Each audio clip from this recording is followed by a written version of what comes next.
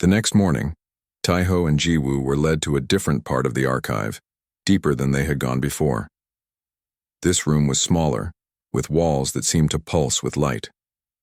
"Welcome to the inner archives," said Elder Kali, who was waiting for them. "Few non-elders ever see this place." "Why are you showing us?" Taiho asked. "Because you have earned it," Kali replied. "Your solution to the Zelaxian-Nephron dispute showed a quality that is uniquely human." The walls of the room lit up, showing scenes from Earth's history. But these were different from what they had seen before. Previously, you saw how humans tried to capture an alien ship with primitive tools, Kali said. But that was only the beginning of our fascination with your species. The images changed to show ancient warfare. Humans fighting with simple weapons but complex strategies. Armies moving in formations, ambushes, sieges. Most species develop along predictable lines, Kali explained. As technology advances, conflict becomes more about the power of weapons and less about the minds using them. Now they saw medieval battles, where armies with inferior weapons sometimes defeated superior forces through clever tactics. But humans took a different path, Kali continued. Even as your weapons became more advanced, you continued to value strategy, adaptation, and what you call thinking outside the box. The scenes shifted again, showing modern conflicts, but also peaceful revolutions where people without weapons had overthrown powerful governments. "This is why the weapons ban exists," Kali said. "Not because humans with weapons are dangerous, though you certainly can be, but because humans without weapons are often even more dangerous. You find ways to turn anything into an advantage." Taiho and Jiwoo watched in silence as the images continued, showing how humans had used simple tools, natural resources, and even ideas as weapons throughout history. "I still don't understand completely," Jiwoo said. "Other species must also be creative in conflict." "They are," Kali agreed. "But not in the same way. Look at this." The wall now showed a split image. On one side, an advanced alien species with powerful weapons battling another group. On the other side, humans using farm tools, kitchen knives, and improvised explosives in a resistance movement. "The difference," Kali explained, "is that most species see tools as having specific purposes. A weapon is for fighting, a cooking tool is for food, a communication device is for talking. But humans see possibilities in everything," Taiho said, beginning to understand. "Exactly," Kali's form brightened. "To a human, anything can be repurposed. A cooking knife becomes a weapon. A farming tool becomes a way to sabotage a vehicle. A simple communication device becomes a way to coordinate a revolution." The images changed again, showing human innovations. Everyday items turned into tools for survival. Ordinary objects used in unexpected ways to solve problems. "The cooperative has a saying," Kali said. "Give a Quarian a weapon and they will fight effectively. Give a Vestian a weapon and they will use it wisely. But give a human anything at all, and they might just change the galaxy with it." Taiho smiled. "That's a bit dramatic, isn't it?" "Is it?" Kali moved closer. "Your solution to the Zelaxian-Nephron dispute used nothing but paper and ideas. No advanced technology, no weapons, just human creativity. And it may create a lasting peace where centuries of traditional diplomacy failed." Now the walls showed their own recent achievement. The Zelaxians and Nephrons already working together to fill in the first sections of the incomplete solution. "So, the weapons ban," Jiwoo began, "was never meant to restrict humans," Kali finished. "It was meant to remind the rest of the cooperative about human potential. It is, in a way, a sign of respect." Taiho thought about this. "But Counselor Pax and others still fear us." "Of course they do," Kali said. "Fear and respect often go hand in hand. Pax fears human unpredictability. Others respect it. Both recognize its power." The elder moved toward a new display which showed Earth from space. "Your planet has incredible diversity, thousands of cultures, languages, and ways of thinking. This creates a species that approaches problems from countless angles. It is your greatest strength." And our greatest weakness too, Jiwoo added. It's also why we fight each other. Yes, Kaylee agreed. But even that has made you stronger in some ways. You've had to learn how to resolve conflicts between different viewpoints, how to compromise, how to find creative solutions. Few species have your experience with diversity. Taiho looked at the images of Earth with new eyes. So what happens now? Will Earth be allowed to join the cooperative? That will be decided soon, Kaylee said. But your actions have moved many minds in your favor. Even some who opposed human membership now see the value you bring. As they left the archives, they found Counselor Pax waiting in the corridor. The Mervite's face was unreadable, but their posture seemed less hostile than before. Congratulations on your diplomatic success, Pax said stiffly. Thank you, Counselor, Taiho replied. I still have concerns about humans joining the cooperative, Pax continued. Your kind are unpredictable. You break rules, you find loopholes, you turn peaceful tools into weapons. All true, Jiwoo admitted. But, Pax said, sounding surprised by their own words. Perhaps those qualities have their uses in a galaxy that is growing too comfortable with old ways of thinking. With that, the counselor walked away. I think that was as close to approval as we'll get from Pax, Jiwoo said with a small smile. 3 days later, they stood in the Great Assembly Hall as the elders announced their decision. After careful consideration, Elder Kaylee declared, the Council has voted to offer Earth probationary membership in the Galactic Cooperative. A mix of cheers and murmurs filled the hall. Earth representatives will be permitted to establish an embassy on the Galactic Station. Cultural and scientific exchanges will begin immediately. Full membership will be considered after a probationary period of 5 Earth years. Taiho and Jiwoo could hardly believe it. They had succeeded beyond their hopes. As delegates came to congratulate them, Taiho noticed something interesting. Many still kept a respectful distance. None offered to shake hands or touch the humans. And despite the positive outcome, no one suggested changing the weapons ban. Later, as they prepared to return to Earth with the good news, Elder Kaylee came to say goodbye. Remember, Kaylee said, the ban on human weapons in the galactic halls will continue. It is tradition now. We understand, Taiho said, and will explain it to future human delegates. Good, Kaylee's form seemed to smile somehow. And perhaps explain that it's not really a restriction, but a recognition. A recognition of what? Jiwoo asked. That of all the species in the galaxy. Only humans truly understand that anything can be a weapon or a tool for peace. It all depends on how you choose to use it. 1 year later, a new group of human delegates arrived at the Galactic Station. Ambassador Kim and Dr. Park were there to greet them. As the new arrivals started to come aboard, a security officer stopped them. No weapons allowed for humans, the officer said. One of the new delegates looked confused. But the others are all carrying weapons, why only humans? Taiho smiled. It's a long story, he said, but the short version is, we don't need them. As they walked through the galactic halls, Taiho noticed how other species watched the unarmed humans with a mixture of caution and respect. Some even stepped aside to let them pass. They still fear us a little, Jiwoo whispered. Maybe, Taiho replied, but they're starting to understand us too. And that's a beginning. In the great meeting room, a large sign now hung above the Earth section. In many languages, including English, it read, Why only humans are banned from carrying weapons in mighty Merib galactic halls. And below it in smaller letters, because they can turn anything into a weapon or a tool for peace. At the end. Tonight in a row, he stood by his apartment window staring at the massive ship that hung in the sky above Seoul. It did not look like the flying saucers from old movies. Instead, it was shaped like a giant seed pod with a smooth outer shell that changed colors as it caught the light. Sometimes it looked blue. Other times it shimmered gold or silver. 3 days ago, the ship had appeared without warning.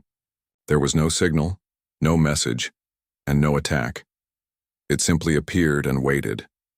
The world held its breath. By the second day, The aliens had made contact.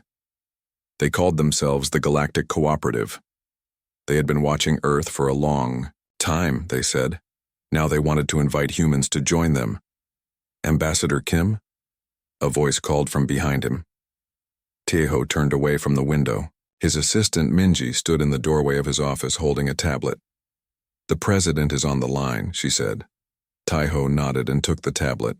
The president's face appeared on the screen, tired but alert. "They've made their choice," the president said. "You will represent Earth at the Galactic Summit." Taeho's mouth went dry. "Me? But there are better diplomats, people with more." The United Earth Coalition voted. "You understand alien cultures better than anyone. Your work with the isolated tribes of the Amazon and your papers on non-human communication made you the top pick." Taeho wanted to argue, but he knew it would do no good. The world had made its choice. "When do I leave?" he asked. "Tomorrow. They're sending a shuttle. You can bring one person with you." After the call ended, Taeho knew exactly who that person would be. He called Jiwoo Park, the best language expert in Asia. If anyone could help him understand alien speech, it would be her. The next morning, Taeho stood on the roof of the United Nations building in New York. Beside him, Jiwoo looked calm, but he noticed how tightly she gripped the handle of her small suitcase. "Are you scared?" he asked her. Jiwoo smiled. "Wouldn't you be crazy not to be? But I'm more excited than afraid." A small craft broke away from the giant ship and flew down toward them. It made no sound as it landed on the roof. A door slid open in its side. A tall figure stepped out. It looked almost human, except for its blue-gray skin and large, all-black eyes. It wore what looked like a uniform made of flowing silver material. "Ambassador Kim," the alien said in perfect English. "I am Ambassador Dono of the Yalari system. I will be your guide to the Galactic Hall." Taeho stepped forward and bowed slightly. "Thank you for this honor. This is Dr. Jiwoo Park, my language expert and assistant." Dono nodded at Jiwoo. "The shuttle is ready. Please come aboard." Inside, the shuttle was larger than it looked from outside. The walls seemed to bend light in strange ways. There were no visible controls, but the craft lifted smoothly once they were seated. "The journey will take approximately 6 Earth hours," Dono said. "The main ship will create what you might call a spacefold to bring us to the Galactic Hall." "How many species are part of this cooperative?" Taeho asked. "Currently, 327 species have full membership. 42 others, like yourselves, have observer status or are being considered for membership." Jiwoo leaned forward. "What made you decide to contact Earth now?" Dono's expression was hard to read. "Your species has reached a critical point in development. You have the technology to destroy yourselves, yet you have also shown remarkable steps toward unity. The cooperative believes this is the optimal time for contact." "And what does the cooperative want from us?" Taeho asked. "Your perspective," Dono said simply. "Each species brings something unique to our gathering. Humans are—" Dono paused, searching for the right word. "Interesting." Taeho wasn't sure if that was good or bad. From space, the Galactic Hall looked like a massive wheel spinning slowly in the emptiness. Hundreds of ships of different sizes and shapes moved around it. As their shuttle docked, Dono gave them small devices to put behind their ears. "Translation units," Dono explained. "They will help you understand other species." "Will we meet the leaders of the cooperative today?" Taeho asked as they walked down a long corridor with walls that seemed to be made of living crystal. "Tomorrow is the first assembly. Today you will rest and learn about basic protocols." They passed aliens of all shapes and sizes. Some looked almost human. Others were so strange that Taeho couldn't tell which part was their head. Many wore elaborate clothes and carried what looked like weapons, ceremonial swords, energy staffs, and other devices Taeho couldn't name. Taeho reached for the small ceremonial knife he carried, a gift from the president.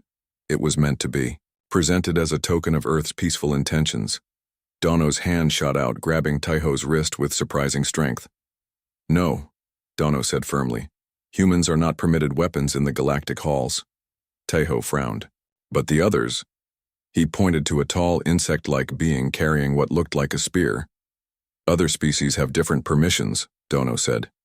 Humans may not carry weapons of any kind within the hall. This is absolute. Jiwoo and Taiho exchanged confused looks. Before they could ask more questions, Dono led them into a large room with windows that looked out into space.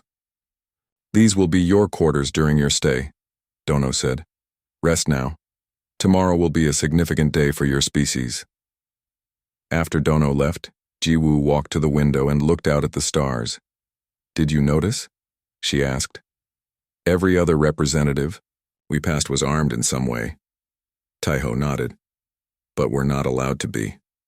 I wonder why. Maybe they think we're dangerous, Jiwoo suggested. Taiho laughed. Us? We're barely able to reach our own moon. Some of these species probably have weapons that could destroy stars. Then why single us out? Jiwoo wondered. Taiho had no answer. He unpacked the few things he had brought, including a small stone figure, a gift from an Amazon tribe chief. It reminded him of home, of Earth. Tomorrow, he would represent not just a country but an entire planet. We should sleep, he said. Tomorrow we find out why humans are special enough to be banned from carrying weapons in the galactic halls. But as he lay down to rest, Taiho couldn't help feeling that there was something about humans that made these advanced aliens uneasy. The question was, what could possibly make a spacefaring civilization fear a species that had only just figured out how to leave its own planet? The answer, he suspected, would change humanity's understanding of its place in the universe forever. In the control center of the Galactic Hall, Elder Counselor Kaylee, a being of pure energy contained in an ornate vessel, observed the human quarters through the station's monitoring system. They are curious about the weapons ban, reported a junior counselor. As they should be, Kaylee replied, her voice a melodic hum. Few species have their first question be about why they cannot carry weapons rather than marveling at the wonders around them. Should we tell them the truth? The junior counselor asked. Kaylee's energy form pulsed briefly, the equivalent of a thoughtful pause. Not yet, she decided. First, let them see how the other species react to them. Let them begin to understand their unique place in the cosmic order. And if they insist on knowing, then, Kaylee said, we will show them the archives, the records of their ancestors, the reason why, of all the species in the galaxy, only humans are feared not for the weapons they carry but for what they can turn into weapons. The first assembly hall was bigger than any room Taiho had ever seen. It could hold thousands of beings, and today it was nearly full. Creatures of all shapes and sizes sat in curved rows that rose up like steps. Some floated in special tanks. Others hovered in midair. Taiho and Jiwoo followed Ambassador Dono to their seats. The Earth section was small, just 2 chairs marked with the outline of their planet. All major species are seated based on when they joined the cooperative, Dono explained. As newcomers, you are in the outer ring. Taiho nodded, but he was too busy looking at the other delegates to reply. Nearly all of them carried weapons. Some wore simple knives or ceremonial swords. Others had glowing staffs or devices that hummed with energy. A large rock-like being carried what looked like a hammer big enough to crush a car. Remember, Dono said quietly, humans may not display weapons here. It is our oldest rule regarding your species. But why? Jiwoo asked. Everyone else has them. Before Dono could answer, a soft chime rang through the hall. Everyone fell silent. At the center of the room, a platform rose. On it stood 3 beings, a tall, thin alien with 4 arms, a floating cloud of purple gas contained in what looked like a glass bubble, and a creature that resembled a giant sea star with eyes on each arm tip. The Council of Elders, Dono whispered. They lead the cooperative. Though, 4-armed being spoke first. Its voice was deep and seemed to come from everywhere at once. We welcome all delegates to the 12,347th Galactic Assembly. Today is special, as we introduce representatives from Earth, home of the humans. All eyes turned to Taiho and Jiwoo. Some delegates leaned forward with interest. Others moved back slightly as if nervous. "Earth representatives, please rise and be recognized," the elder said. Taiho and Jiwoo stood. Taiho bowed slightly as he would at a formal Earth meeting. "Thank you for welcoming us," he said. "Earth is honored to join this gathering of species. We come in peace and friendship." A low murmur ran through the crowd. The purple gas cloud, Elder Kaylee, according to Taiho's translator, moved forward. "Ambassador Kim, Dr. Park, we welcome you. Do you have questions before we begin today's business?" Taiho had many questions, but one seemed most important right now. "With respect, Elder Kaylee, I notice that all other delegates may carry their cultural or ceremonial weapons, but humans are forbidden to do so. May I ask why?" The hall went completely silent. Many delegates looked uncomfortable. Some whispered to each other. The Sea Star Elder's eye stalks all turned toward Taiho. "You begin with the very question we thought you might ask," it said. "Interesting." Elder Kaylee floated closer. "Ambassador Kim, the rule about human weapons is very old. It dates back to our earliest records of your species." "But how is that possible?" Jiwoo asked. "We only achieved space flight recently. We had no contact with alien life before now." The four-armed elder made a gesture that might have been a smile or a grimace. "That is not entirely correct, Dr. Park. The cooperative has observed Earth for many thousands of years. Your ancestors were encountered." Before Taiho could ask more, the elders announced that the formal business of the assembly would begin. For the next several hours, they discussed matters across the galaxy: trade disputes, new species discoveries, scientific advances. Taiho and Jiwoo listened carefully, but they kept thinking about what the elders had said. That evening, back in their quarters, Jiwoo paced the room. "They've been watching us for thousands of years," she said. "And something happened with our ancestors that made them create a rule just for humans." Taiho nodded. He was using the room's computer terminal, which Dono had shown them how to operate. "I'm looking through the public archives," he said. "There's some information about Earth here, but most of it is locked. It says, restricted access, historical encounter records." Jiwoo looked over his shoulder. "Can we request access?" Taiho was about to say no when a message appeared on the screen. "Limited access granted to Earth delegates. Report to archive. Chamber 7. They followed the directions to a small room deep in the station. Inside, the walls were covered in what looked like flowing water, but it was actually millions of tiny lights moving in patterns. A voice spoke from nowhere. "Welcome, Earth delegates. I am the archive keeper. Elder Kaylee has authorized you to view certain historical records." The wall in front of them changed. It showed an image of Earth, but not the Earth they knew. The continents looked slightly different. The ice caps were larger. "What time period is this?" Jiwoo asked. "Approximately 50,000 of your Earth years ago," the archive keeper replied. "During what you would call the Paleolithic era." The image zoomed in to show a forested area. A small tribe of early humans made camp near a river. They wore animal skins and carried stone tools. Standard observation protocols were followed, the archive keeper explained. A small scout ship with a crew of 4 was sent to monitor your ancestors. The image shifted to show a sleek, oval craft landing in a clearing far from the human camp. The observers were instructed not to make contact, only to record behavior patterns and collect biological samples from a distance. Taiho leaned forward. "What happened?" The scene changed again. The scout ship was now surrounded by primitive humans. They had formed a wide circle around it. Some held spears. Others carried rocks or burning branches.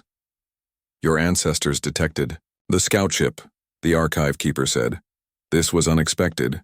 Most pre-technological species either ignore unknown objects or avoid them in fear." The humans in the image began to move closer to the ship, working together in a coordinated way. Some threw rocks at its surface. Others jabbed spears at what appeared to be sensor equipment. "What are they doing?" Jiwoo asked, though she could see it clearly enough. "They were attempting to capture the ship. the archive keeper said. Led by this female. The image focused on one human, a woman with a strong build and fierce eyes. She directed the others with hand signals. The scout crew was forced to use emergency departure protocols, the archive keeper continued. They barely escaped. The ship in the image suddenly rose, knocking several humans back. The woman watched it go, her face showing not fear, but determination. I don't understand, Taiho said. Other species must have fought back against observers too. No, the archive keeper replied. This response was unique. Most species at this technological level treated unknown visitors as gods or spirits. Some fled in terror. None had ever organized an attempt to capture advanced technology with only stone tools and group tactics. Jiwoo's eyes widened. And that's why the weapons ban exists? Because our ancestors tried to capture an alien ship with sticks and rocks? Partly, the archive keeper said. But there is more. After this incident, Earth was placed under extended observation. The archives contained thousands of records of human conflicts throughout history. The walls now showed flashes of human warfare through time, ancient battles, medieval conflicts, modern wars. Most species developed increasingly lethal weapons as their technology advanced, the archive keeper explained. But humans showed a different pattern. The images changed to show humans turning ordinary objects into weapons, farming tools becoming combat instruments, kitchen knives becoming throwing weapons, communication devices becoming coordination tools for warfare. Jiwoo gasped softly. They're not afraid of our weapons, she said to Taiho. They're afraid of what we can turn into weapons. Taiho looked at the images in a new light. Is that true? He asked the archive keeper. Your insight is correct, Dr. Park, the archive keeper replied. The ban is not because humans have dangerous weapons. It is because, to humans, everything can become a weapon if necessary. As they left the archive chamber, Taiho felt both proud and worried. Their ancestors had impressed advanced aliens with nothing but stone tools and clever thinking. But that same quality had made the entire galaxy cautious about humans. What do we do with this information? Jiwoo asked as they walked back to their quarters. For now, we observe, Taiho said. We learn about the cooperative, and we think carefully about what it means to be human among the stars. Meanwhile, in another part of the station, Elder Kaylee met with the other elders. Did you show them everything? The Sea Star Elder asked. Only what they need to understand for now, Kaylee replied. They are not ready for the full truth yet. And, if the Mervites challenge them? The four-armed elder asked. Counselor Pax has already expressed concerns about including humans. Then, Kaylee said, her gaseous form shifting colors, we will see if the humans truly deserve their reputation. Over the next few days, Taiho and Jiwoo attended more meetings of the Galactic Assembly. They learned about trade routes between star systems, energy-sharing programs, and rules for settling new planets. It was a lot to take in, but they took careful notes to report back to Earth. But something wasn't right. Taiho noticed how other delegates would move away when he and Jiwoo approached. Some would stop talking when humans came near. Others would stare at them with what seemed like worry or distrust. They know about the archives, Jiwoo said quietly as they sat in an eating area. The food was strange.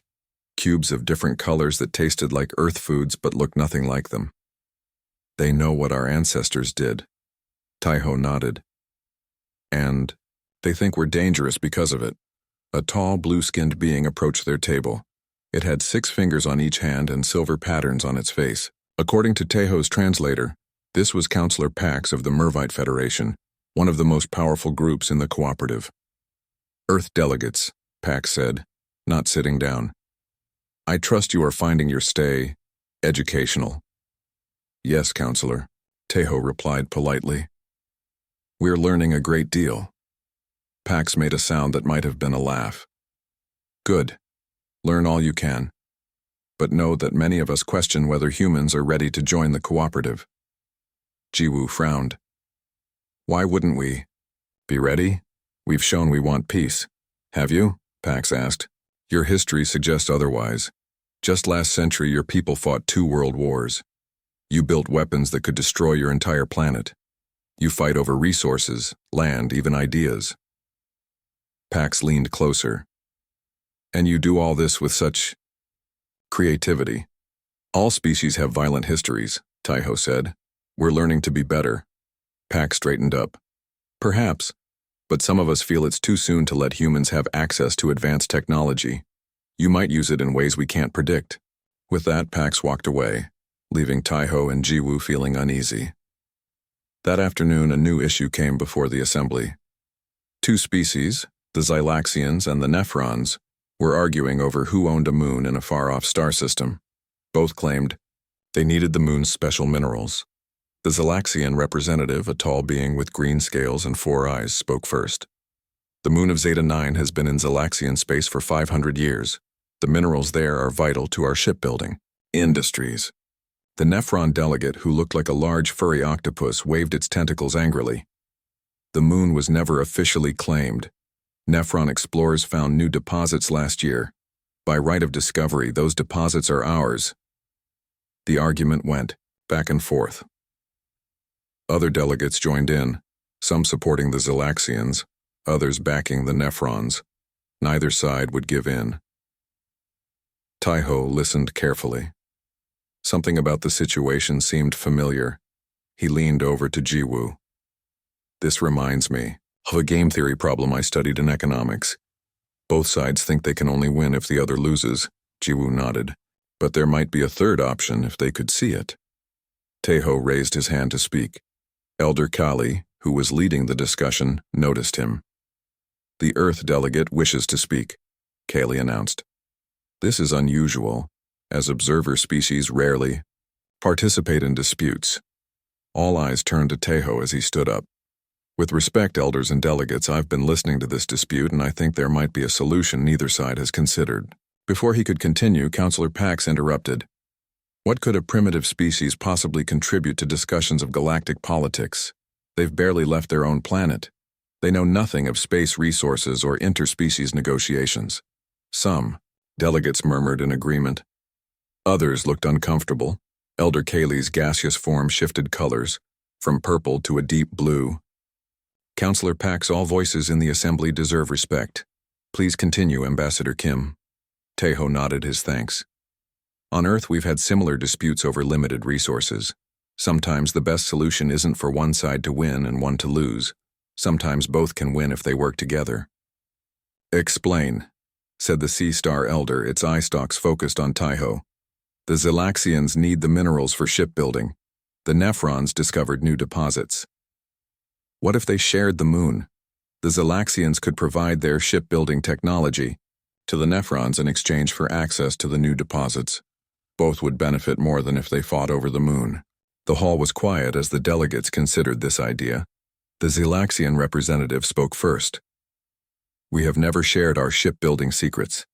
The Nephron delegate's tentacles waved doubtfully. And we have never partnered with Xylaxians.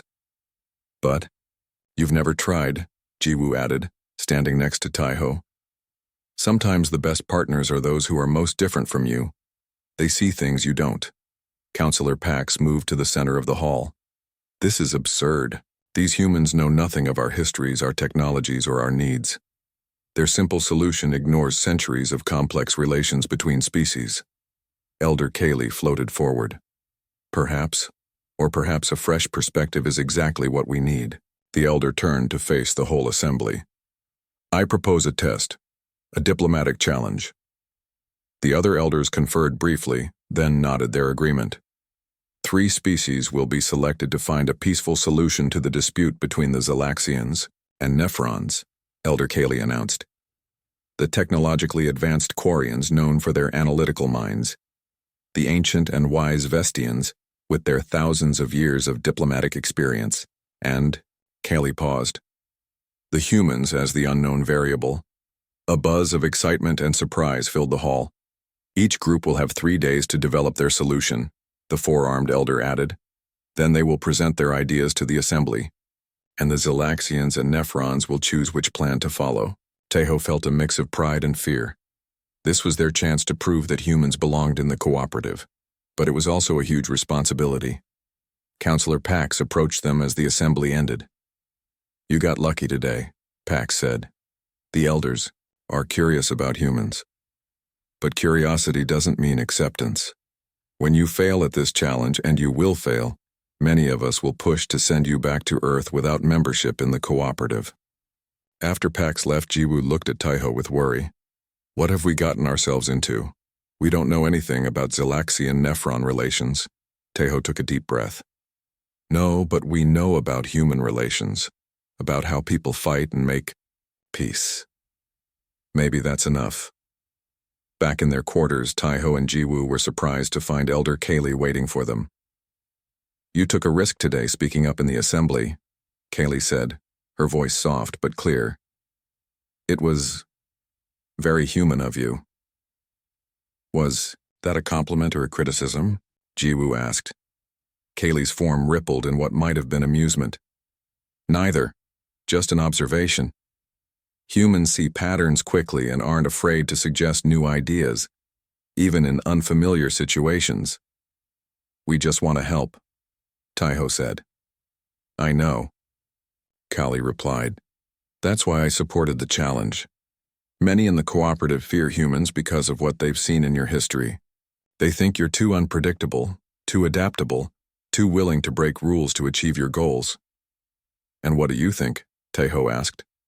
Kaylee moved toward the door. "I think those same qualities might be exactly what the cooperative needs right now. The galaxy is changing. Old ways of thinking may not be enough anymore." "Is that why you let us see the archives?" Jiwoo asked. "So we would understand how others see us?" "Partly," Kaylee said, "but also so you would understand your own strength." The elder paused at the doorway. "The question now is, how will you use it?" After Kaylee left, Taiho and Jiwoo looked at each other. They had 3 days to come up with a plan that could compete with species thousands of years more advanced than humans. "Where do we even start?" Jiwoo asked.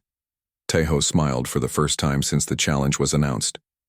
"We start with what made our ancestors capture the attention of the cooperative in the first place. We think outside the box." The Peace Summit took place on a neutral space station called Trading Post 7. It was smaller than the Galactic Hall but still impressive, with wide windows that looked out at a field of stars. Taiho and Jiwoo arrived early. They had spent the last 3 days reading everything they could about the Zelaxians and Nephrons. Both species had rich histories and complex cultures. They had never fought a war against each other, but they had never been close allies either. "The Quarians are already here," Jiwoo said, pointing to a group of tall, thin beings with silver skin. They stood around a table covered in glowing devices.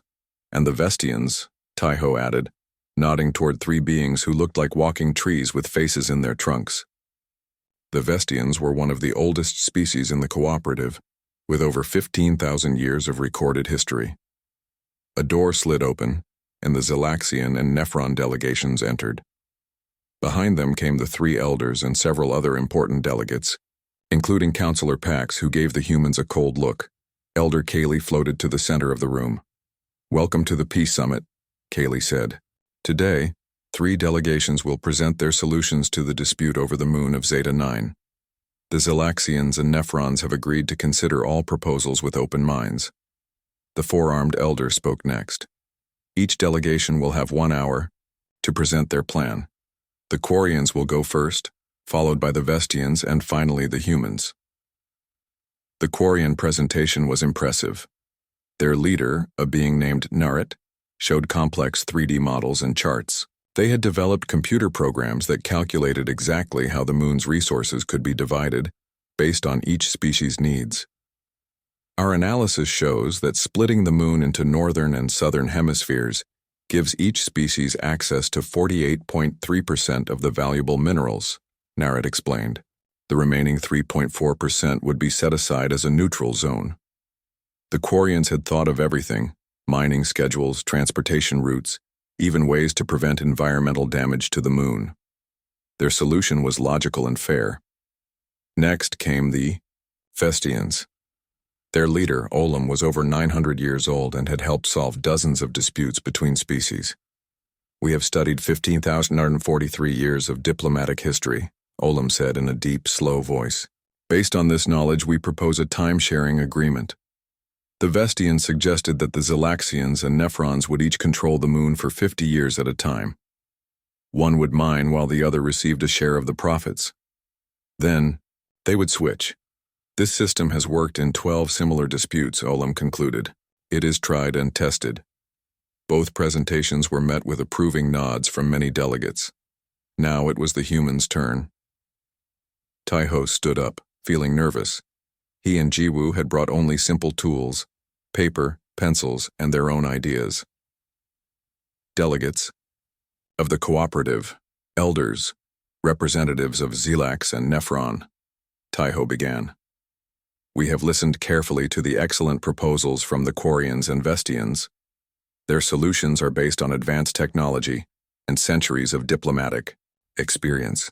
Taiho paused. Several delegates looked bored already, expecting little from the humans. "But we would like to suggest a different approach, one that doesn't just solve the immediate problem, but creates a lasting partnership." Jiwoo handed out paper, copies of their proposal. Some delegates looked confused by the primitive technology. "We call this the incomplete solution," Taiho said. Councillor Pax made a dismissive sound. "Even they admit their plan is incomplete." "It's incomplete by design," Taiho continued, ignoring the interruption. "The most important parts of our proposal are left blank." Now the delegates looked even more confused. The Zelaxian representative held up the paper. "These sections have no details," the Zelaxian said. "The mining rights, the profit sharing, the operational control, they're all marked to be determined." "Exactly," Jiwoo said, stepping forward. "Those sections must be filled in by the Zelaxians and Nephrons together." "You want us to solve our own dispute?" the Nephron delegate asked, tentacles waving in confusion. "Not exactly," Taiho explained. "We've created a framework that requires both parties to work together to complete it. The process of filling in those blanks will build trust and cooperation between your species." Taiho walked closer to the Zelaxian and Nephron delegates.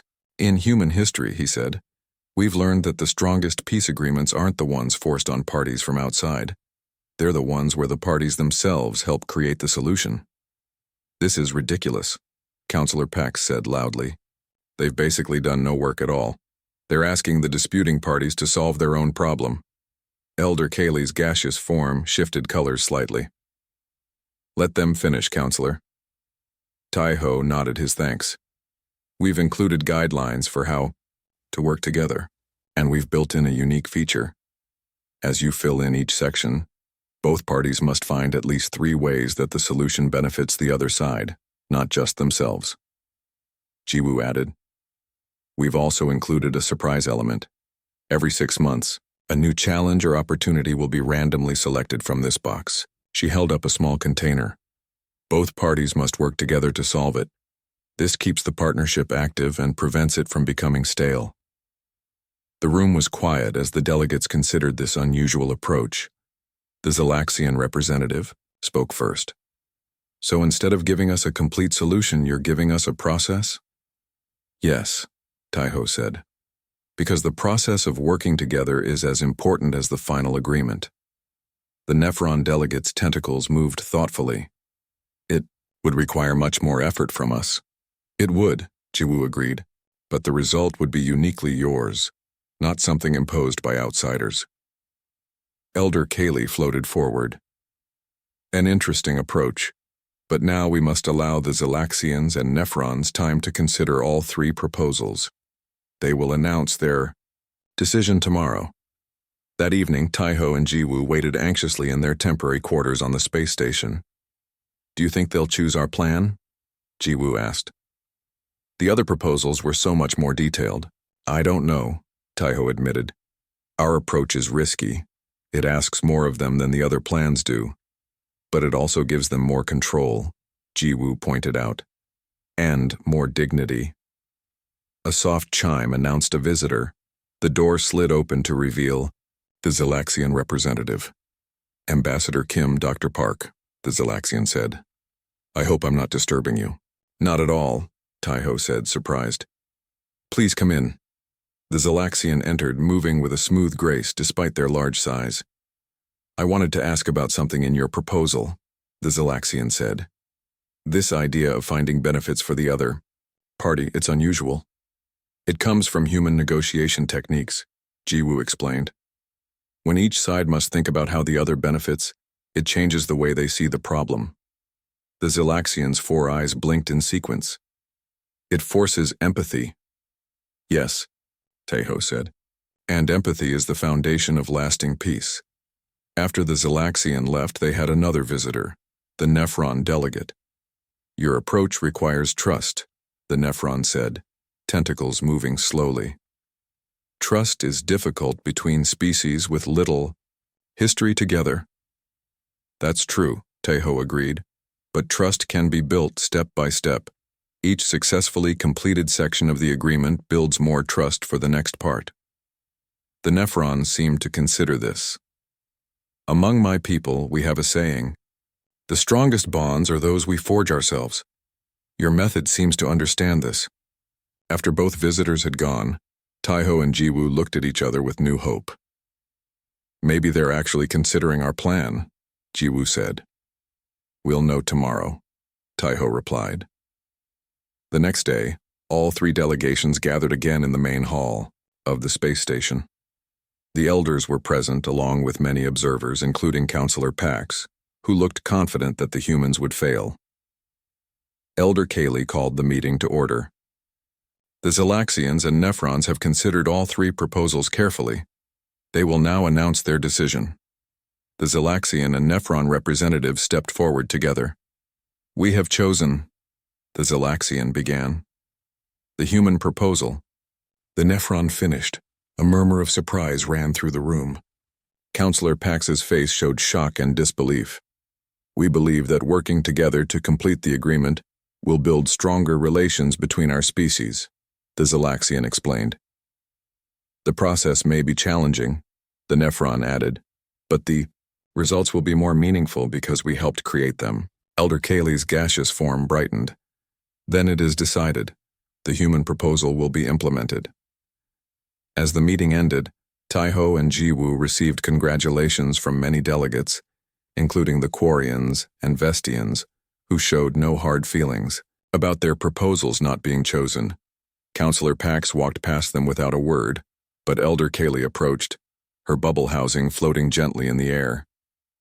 You have surprised many today, Kaylee said, including some who did not believe humans ready for the cooperative. We just applied what we've learned from our own history, Taiho said modestly. Precisely, Kaylee replied. And that is why you have earned another opportunity. Tomorrow you will be granted greater access to the archives. There is more about humans that you should know.